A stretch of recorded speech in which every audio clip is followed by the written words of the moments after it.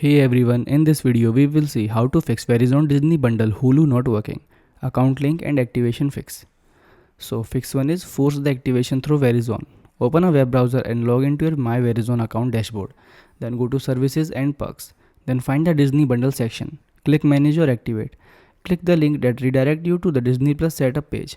Look for the Hulu title on that page and click activate. Then enter the exact same email address for use of your Disney Plus account to link Hulu. Second fix is clear out old login. Open the Hulu app or visit hulu.com on a computer, then access your account profile icon and select account. In the privacy and setting section, click on protect your account. Then click log out of all devices. Wait for 60 seconds. Log back into Hulu using the verified email address. Third fix is clear the app cache and restart. Open the setting menu on your streaming device like Roku, Fire Stick, Apple TV or Smart TV. Then navigate to applications or app. Select Hulu from the list of applications, then click on clear cache and then clear data. Unplug the power cable from your streaming device for 30 seconds. Then plug the power cable back in, open Hulu and log in. Fourth fix is use the Disney Plus app bypass.